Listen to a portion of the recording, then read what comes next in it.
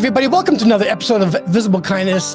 I have another episode, and I don't know why I get all the best guests that are here because kindness is such a needed thing in our world today. And Elysia has a very interesting past, and she has a very interesting current life that she has. So she used to be a medical massage therapist for like 23 years, and that's got to be a lot to learn. Until recently, last December, she started coaching in 2017 in partnership with horses. Okay, now we talked before the show, and I told her I'm going to ask her what that means on the show, and then because she didn't. And she's a transformational confidence coach, which I like. I don't think I've ever heard confidence coach in one sentence. And she helps to take powerhouses from fear and anxiety to confidence and joy. And I believe you live in where do you live? I just moved, so it's a legitimate question. I was living in Virginia, and now I'm in Arizona. But I'm originally from Washington State. I've lived in 7 states. You know, I just like to travel around, experience different cultures. I've driven across the country 11 times in the last 14 years. So just always having a good time. Well, if you could please just introduce yourself more with anything that I missed you'd like everyone to know before we have an amazing conversation. Well, I have an interesting background from coaching because I also went to college for education for 10 years. I have a bunch of different degrees, including my master's in education and a Waldorf teaching certificate and a postgraduate in equine assisted learning.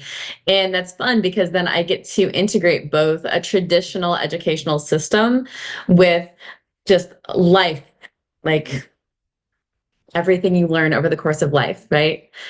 The universal school of life experience. So blending all of that together and really honoring that you don't have to go to college to be incredibly effective in your life. You have plenty of intelligence. Just because you don't go to school for as long of a period of time doesn't make you any less than a person that has. So I really like to reiterate that to people because, yes, I went to college for a long time. And some of my favorite people in the world, some of my heroes, like my grandpa was a self-made millionaire, and he stopped going to school when he was in 3rd grade because of different life circumstances. So love who you are and honor your innate and intelligence and wisdom and talents. Well, I already like listening to you, and I've looked at a lot of your content. I love how I just love where you're at. Before we go into what you're doing now, you said you're a medical massage therapist for 23 years. That's a career. Mm-hmm. And then you started coaching and in partnership with horses. Could you explain that to me? What does that mean? Yeah, so I did both of them at the same time for a while. So I'm 44, I'm almost 45 years old. I've been doing massage since I was 5, but professionally for 23 years. So having a great wealth of knowledge in regards to sensory intelligence has been really fun for me. I'm also a kinesthetic learner. So when I got my postgraduate degree in 2017, I started integrating all of that knowledge together to help at-risk youth that had dropped out of high school, that were really struggling with self-worth, communication, confidence, leadership, emotional regulation, boundaries. And having the opportunity to do that in partnership with horses was phenomenal because there's something called a round pen. For people who don't know what that is, it's a series of fencing that comes around in a circle because then a horse isn't going to be boxed in a corner. And we do something called liberty. I always wondered that. Why is it in a circle? That's interesting. Makes sense. Thank you. Yeah. And so working with horses at liberty has to do with not being attached to the horse with any sort of ropes, right? There's no buck bridle that's on, and I'm working with people on the ground. So the horse is free in the round pen and the person is standing or sometimes even sitting in the round pen because I'm helping them to discern what they are impacting. Right. So a lot of times we're not really clear on how our energy impacts another sentient being, be it a person, a horse, a dog, anything like that. Right. How to read nonverbal communication. Right. Oftentimes people have increased anxiety because they spend too much time in front of their phone. And over the period of time, like we're not certain on how we can read another person's nonverbal communication, how they're holding their body, right? What are they open and receptive to? What do we have to actually fear? So since we don't have as much innate wisdom anymore, and that I should rephrase that, we have innate wisdom, like our intuition, right? But since we don't pay as much attention to the people, we aren't able to predict their behavior as well because we're not reading that nonverbal communication because we're inside of our phones too much. Does that make sense? Yeah, it does. Yeah. Like I usually get my own therapy from my guests, which I pretty much say on every episode, but I mean, this is very good. It's very good information. Questions are packing up in the back of my head for you. This is very good. Thank you. And so it's really great because horses are amazing creatures, and because their bodies, their hearts are larger than ours, their electromagnetic sphere is larger than ours. So we can have coherence where we're impacting each other on an energetic level. So if a person is amped up, like, and a horse is calm, that calm energy of the horse can actually help a person become more grounded. You know, I never thought of this about horses. Uh, so I'm from northwestern British Columbia, Canada, and I've been around horses all my life. And we had a couple of horses, and that's very different than having a lot of horses. And it was just at the lake where we lived. It was very different. But I was always fascinated by how, I mean, nice they were, how just intelligent they were, how emotional they were. And that's about all I knew about them. But just the little information you've given us here right now has just made me think a whole lot differently about them. That how I've always known they're an amazing animal, but I'm thinking of them even differently now with what you're saying, with what you learned about their heart being the size that it is. It totally makes sense that it has a bigger. What's the term you used? Electromagnetic sphere. Yeah, that absolutely makes sense. That's interesting. That's very interesting. So when you're helping, this would be like young children, right? In what grades were you working with? I've worked with kids as young as 7 with the horses, Okay, and so and it's then 7. into adults as well. Absolutely. Okay. What would you, was there a, and you probably know why I'm asking this, because this is because of, like I say, I like all my guests give me my own mental health therapy. It's great. But what was there when you mentioned that you're working with children, helping kids that maybe they look at too much on their phone or something, and they separate their brain from their body. I don't know. But did any of them come from trauma in their lives?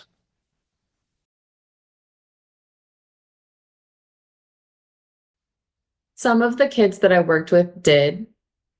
And others lived in a space where like they had parents that were really active with them and were mindful in how they engaged with them. And, they might have had different mental health difficulties, but not necessarily as a result of trauma.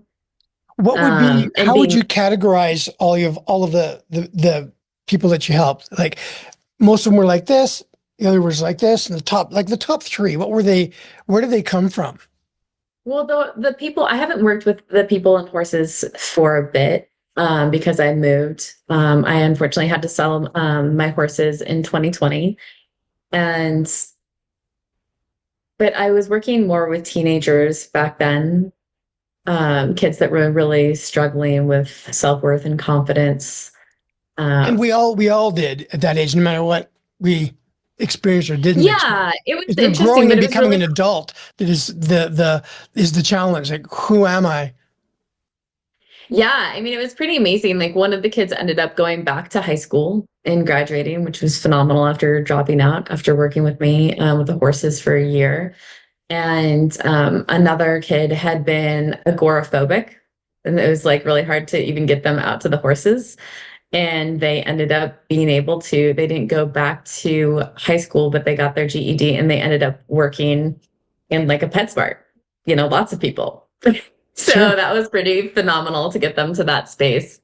Um, But yeah, these days I would like to get back into working with people and horses. That's a new frame that I'm coming back. I just moved here to Arizona 6 weeks ago. So settling into a totally new environment and partnership and learning stuff, being helping with co-parenting for the first time ever. There's lots of interesting aspects to life that are new right now.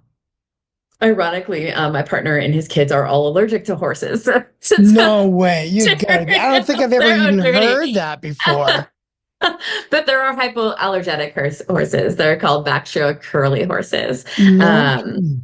yeah, which is super cool. And they're not just like something that's like an overbred type of horse. Some of the backstroke curly horses are also Mustangs. So that's a cool, gets a little random tidbit. But working in partnership with horses is wonderful because a lot of times when we talk to people, we put our own filter of just assuming how somebody is judging us, right? And the horses aren't there to judge us. No, And no. so the horses want to keep themselves safe and be, like all that.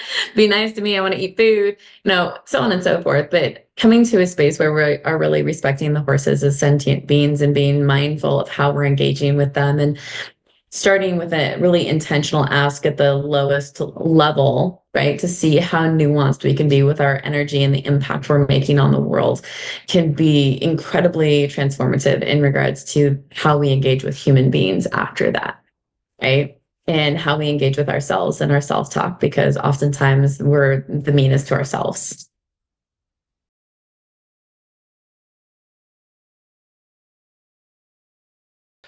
A young person growing up, I have the perspective from growing up in the 60s and the 70s. And when but I can't look back and see what my parents were like in the 40s and 50s when they were like, oh, they liked it better back then. We always like our own generation for sure. And even the kids today, once they get to be my age and your age, they'll look back and they'll be saying the same things. However, there is a lot going on today that are affecting our everything, to say the very least. But when I think of what you do when it comes to what people feel like how they feel that they're seen, how they feel that they're heard, how they're respected by other people, how they're understood, and how they're cared for in their authentic space. How do you work towards that with what you do now? Like not with horses. I'm going from horses into what you're doing now. How do you work in that space and helping people to understand to live in that feel seen, heard, respected, and understood and cared for from an authentic space? The work that I do is deeply transformative for people because I create a safe, non-judgmental container for people to step into, to be able to look at the parts of themselves that aren't so pretty that they don't actually like to acknowledge, but to be able to take radical accountability for what's theirs and disentangle it from what they're projecting and blaming other people for. So being able to take a step outside of a victim mentality and say like, oh, that person isn't being nice. Oh, that person is doing something to me. And not to negate the fact that there are people who are being unkind and there are people that are being abusive and like Sure. making life more difficult for people. But I think so often that people are actually just forgetting how powerful they truly are as beings. I think my friend Elijah Bacon, he had made this beautiful video that you can find on my Facebook page because I shared it in all the places that I could, which is that we're not disempowering ourselves and we're not like having other people disempower us, but we are rather forgetting how powerful we are and acting out of that space of forgetfulness. Hmm. And so helping people to remember Mm. how powerful they are and helping to create that bridge for them to step across back into their power, to claim it, to identify it, to revel in the beauty and the shine of who they are on the inside that they've forgotten, or perhaps they have never felt that they could step into the space that they could truly see it, that they could So truly experience it. would you? I'm just thinking. My experience with what you've just said has been. I mean, it's been a lot of work overcoming yourself, right? To be in that place where you have that. Is there like, I don't know, do you have like three bullet points or you're just your methodology when you're like, if I, signed up for your coaching, however it is that you do what you do when you help people, how do you get people started? Like walk us through kind of that process just from a high level, as to what they would expect, and when they work with you. Does that make sense? To break it down into like what their experience is for me, like the process. Yeah. So if you were going to coach me, literally, you're like, we hang up and I'm like, oh, Elysia, can you, I would like to take your program. Right. And then we get started. How do you like, what's that overall process? Like, what does that look like? Well, the first thing I would do is I have to make sure that the person who wants to do coaching with me is ready to do the work. And then you would have a conversation with them and you would know right away. Sure, you would. I get that. Well, Yeah. yeah, but I would just have a really honest conversation with somebody without shame or like any sort of guilt that needs to go into that, but just be like, what I'm asking you to do is for you, and that you need to be ready to do the work. And sometimes the work is uncomfortable because we're looking at parts that aren't necessarily so pretty, and reminding people that I am a coach, I'm not a counselor. Yeah. And so if people need support in the realm of counseling, that I recommend that they go find somebody that's really phenomenal in that sphere that can help them in a parallel track. Like I love getting to work in concert with counselors so that we can So, hold somebody in the most holistic container if that's what's necessary for the yeah. person to be most successful, and any deeper triggers can be handled. Because as a coach, I am about helping people in the present and the future. Right. The past can inform us, but that I'm not going to go digging into the past. So the work that I do with people is for us to be able to do an assessment of the areas that you're struggling with the most, because I tailor make each individual coaching session for a person if we're doing one-on-one versus like my group coaching container that's starting on March 15th for empowered living.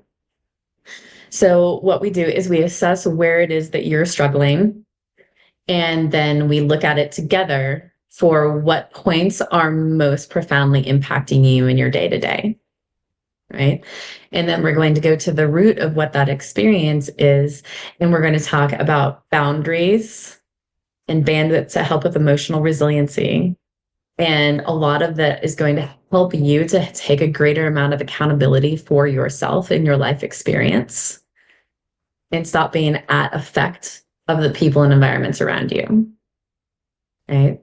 This is good And we're stuff. This is good stuff.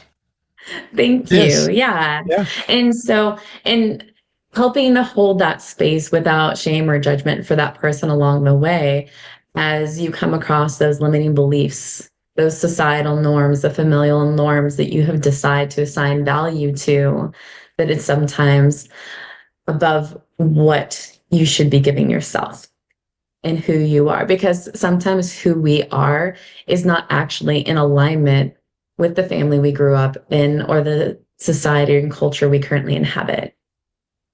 But there's That so is much in this. Go powerful. ahead. No, that is powerful because as you talk, I think of so many people I know, and in my case, is this so many that were abused, and I have friends from many different backgrounds that as I think of them and myself, when you talk about how you work this way, yeah, I just it makes sense. Yeah, it makes sense. I have a couple of questions, but I want you to keep going. Yeah, this is good. Thank you. Yeah, this is very good.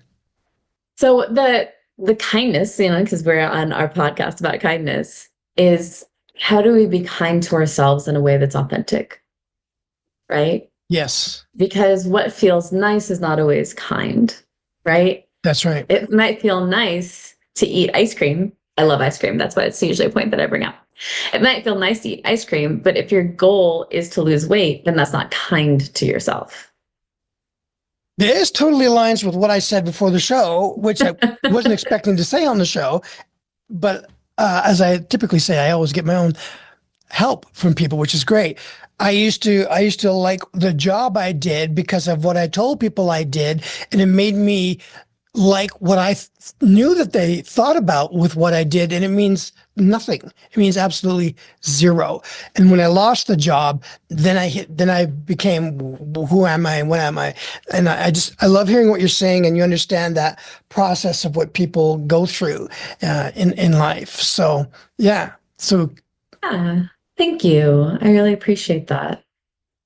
And like being nice to someone, like I give compliments to people all over the place. I love giving compliments to random strangers, men, women, old people, young people, doesn't matter. It's just a fun thing that I enjoy doing because it's kindness without expectation of outcome, right? It's oh, it who I does. am on the inside and how I shine outwards. And I love to impact people. And I tell people all the time, I'm like, kindness and grace are free. It takes but a moment. You asked how people feel seen. It's like noticing people and be like, what are they receptive for? Yes, Are they receptive for a compliment? Or maybe it's just a genuine smile from your eyes to yeah, theirs because it they don't actually depends. want to speak. Do they Yes, and are they open for me telling them about the coaching that I do or the amazing children's book that my boyfriend wrote? Or like referring them to another person, or maybe it's a great restaurant, right? Like there's so many different things, and really being able to gauge your audience for, is it kind? Like that the thing, is it kind? Is it necessary? Is it true? Right? Because if a person isn't in a space of receptivity, it doesn't matter how true your information is that's and right. how much it could help the person in front of you. If they're not in a space of receptivity, you may actually do more damage by pushing your viewpoint upon somebody else unsolicited. I like And what you that's where just my said. I like what you just said. Is it kind? Say that again. Is it kind?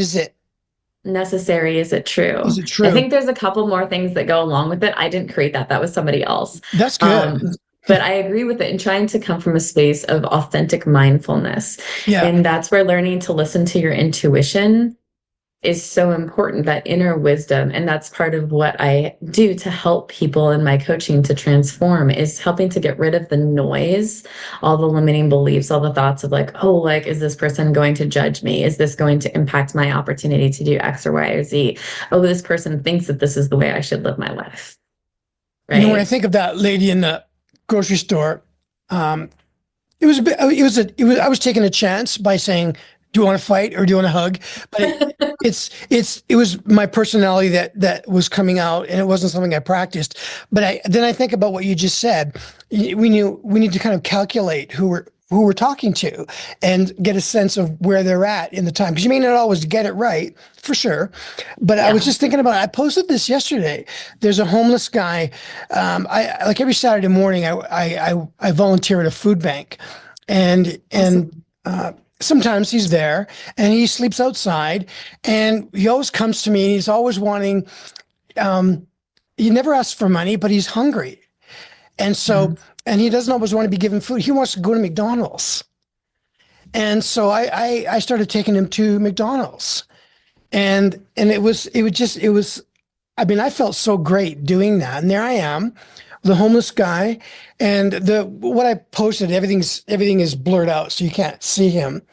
And we would talk about his life. He was a really nice guy, just in a really tough situation, and just the kindness came out of buying him a McDonald's breakfast, and I do it regularly now, and it doesn't have to be me, you know, doing something like this. It's just very subtle. It's very mindful, if you want to call it that, and thinking about them more than thinking about myself. That's for sure. This is really good stuff that you're doing. Yeah. It's really needed. It's really needed everywhere. What you're doing, and I like how, you know, I was looking at your just everything you're doing, like your website and your postings and stuff. And I just really appreciate what you're doing on so many levels, because you're hitting this in a lot of different levels that we can't possibly go over in this show. But I like how you're going into some pretty good areas that are not talked about enough when it comes to men. I wanted to ask you this: how is it that this is interesting? before the show started, I talked to you how I market to women. And the reason why I market to women is because 75% of my audience is women. And when I looked at a bunch of your podcast shows on YouTube, and it's all men. I guess my question is, number one, do you have metrics that show men are interested in what you do? And that's not important, but I find it very interesting that a woman is talking to men about very personal topics that are difficult. It's not just how to be a man. I mean, I watched a bunch of your shows. It's like, wow, this is really incredible that men are trusting you to the level of talking about really deep things that only men go through. And I know you know what I mean. How do you do that? How did you do that? How did you attract men and come up with that kind of content that makes a difference and it works for you? No, I really appreciate that. Yeah, so I have 3 YouTube channels. So I have Horsepower Empowerment Through Connection, which was the beginning of my journey 5 years ago. Um, and then I have E2 Empowerment with Elysia that is geared towards women. And then I have, which is a newer one. And then Global Resources for Men has been a brand of mine that I created 5 years ago. And I've hosted 4 global men's summits. Finding men to speak from literally every continent to the best of my ability, because I believe cultural perspective is really important. Um, I've started all of it in August of 2020, and it all began through the Horsepower Empowerment Through Connection. People came together from around the world when the pandemic happened in the equestrian field and were like, what do we do? Because it's a field that you traditionally do in a field. Sure. Don't do it online.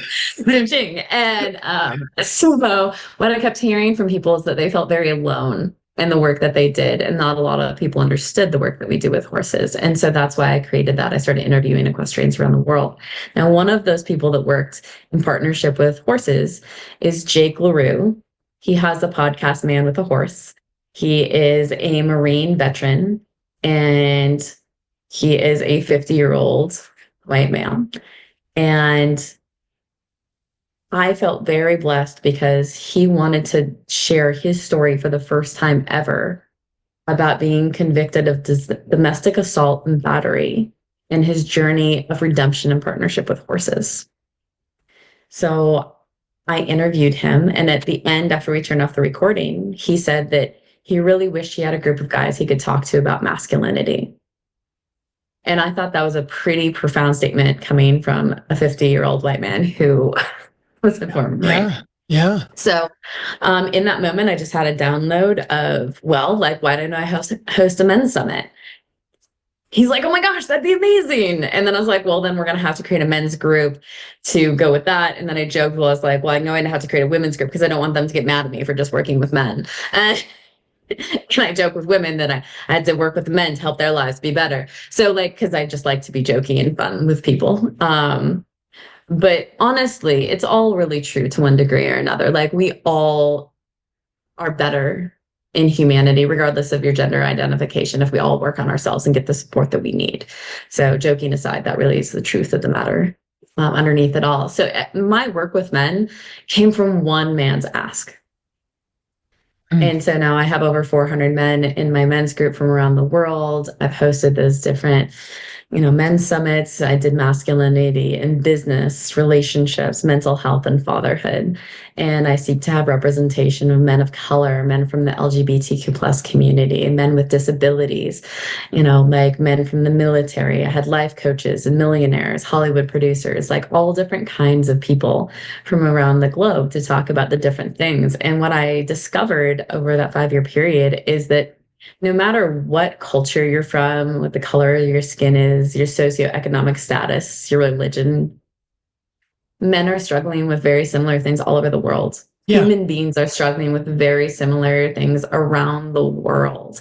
And so if we can just stop being so divisive, right? Like if we can just see each other as human beings. Oh, yes. And just like we all have like muscles and a heart and lungs and a brain, right? And just being kind and taking the opportunity to Yes. really see the person in front of us, regardless of how they are presenting or where they come from. We always have the opportunity to learn and actually heal and create community and conversation. We don't have to like everybody, but I think it's No. really important for us to be able to have healthy boundaries, know ourselves well, and know where we can be in alignment and be our true selves while also creating space for others to do the same. As long as someone isn't like literally harming you or someone else, right? There's a huge amount that we can do in interaction with each other to help make this world a better place. And so that's really the space that I'm coming from. When I say I advocate for equal rights and men's rights, I'm really advocating for human rights across the globe for us to be able to have safe, non-judgmental spaces that we can all step into, regardless of how we present, so that we can all bring our unique talents and innate wisdom to this world, because it takes all of us to make it better. I had no idea that our conversation would go like this. This is great. This is really great. This Thanks. is really great. So let me ask you two things. One is on a personal level. I'm like, I swear I need to do a podcast where I'm like literally just talking to myself and I'm a guest. I record myself from two positions, right? Or something. I don't know. I'm a little weird. But if one of the things that I want to do this year, and I'm starting to do this year, is I want to connect with people like yourself. And you'll notice in episodes that come up, I don't put everybody on the show because I can't do that. We're all driven towards what our goals are, but I'm wanting to create community, be part of communities, connect with other people that are in this space. And so if you ever need someone, let me know. And when it comes to the kindness arena, I have my own thing. It just, if you're looking for speakers, let me know. I like speaking. Thank Um, you. I and appreciate that. I've done a lot of it, and I'm different for sure. Um, but I'm curious just to hear from you because we're coming to the end of this show. I'm curious to hear where do you see yourself going with this? Because it's like I'm just picturing in my mind this roadmap of your life and the things that are happening and bumping into that veteran. There's a reason why we met. Nothing happens by accident. I am so sold Mm. on that. It's incredible. Not a single podcast happened because it's just a podcast. There's a reason why everything happens. We don't always know right up front, but we Sure. do it Yeah. Of sometime in the future. That's called the butterfly effect. That's what I call it. course. And I've heard of Yeah. that. But yeah, what do you see happening with this? Where do you see this going? Because it really came out of something that you didn't plan for in the beginning. I didn't plan for it at all. Yeah. I had no thoughts about working with men before that download happened from that ask for my friend Jake. Um, so yeah, but from that, really just speaking to men about it, there's always just kind of not always, but most of the time, I would say easily like 95% of the time that I speak to men about what it is that I'm doing, they're so grateful. It's like there's this sigh of relief of like, oh, like somebody finally sees me. And so many men, they're not actually trying to take anything from anybody else, the men that I speak to. And like, I'm not everywhere all the time, but they just don't, they're struggling to be able to be seen and also create space for other people. There's not as much modeling. So really connecting with more human beings all over the globe, because my life mission is to empower 1 billion people over the next 40 years. But that starts with all of us as individuals. Like for me, that journey has been like me really focusing on getting my life in a good spot while also striving to help people. So it being, like upwards, right? It starts with me, and then I get to branch out to collaborating with more and more and more people so that we can have support for people in every country in the world, from a heart-centered space of integrity, like honoring the cultures of which we're, like collaborating with, I think is so important. It's not about colonialism, but rather just honoring those pieces. So like, where do I see myself? I see myself continuing to be my authentic self and talking to people and finding the people I resonate with who are also striving to make a positive impact on this world so that we can just see who connects with us. I know that's a super long, rambly answer, but my path has never been linear. So it's really just being open and wanting to collaborate with people all over the world who are open to doing so, to see how we can help support one another in our communities and getting to learn from each other. Wow.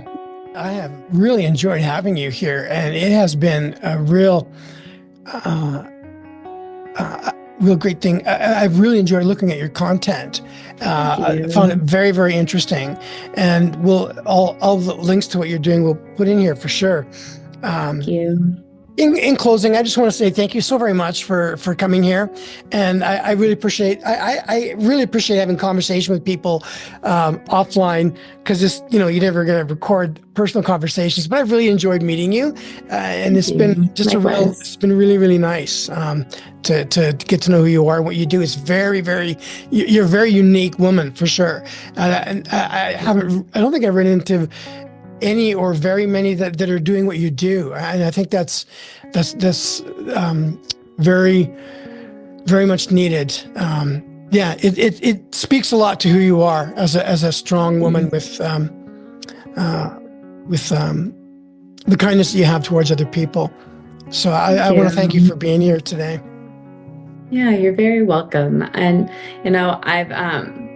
I've had my own experience, like with abuse and whatnot, at the hands of men, and yet I still advocate for them. I never asked you that So question, and wow, And wow, so just like telling people that, like, it's so important for us that even if we have been the victim of something, that we don't need to put all people into a box that look like the person that's right. that happened at the hands of. So just a little side note at the end. Well, thank you for saying that too. So we'll have to do this in the future. I'm curious to see what grows in your with what you're doing, and then do this again. Actually, both of us. It'd be great, like a year from now, to do another show and like, holy cow, Oh yes, look, I'm sure there'll be a yeah, lot well, more it's going to things be in a the next lot. coming Yeah, year. I Definitely, feel I'm the in a same lot of way. transitions. That's awesome. Well, thank you again, Lisa. I really appreciate you. Thanks for coming Oh, on the thank show. you.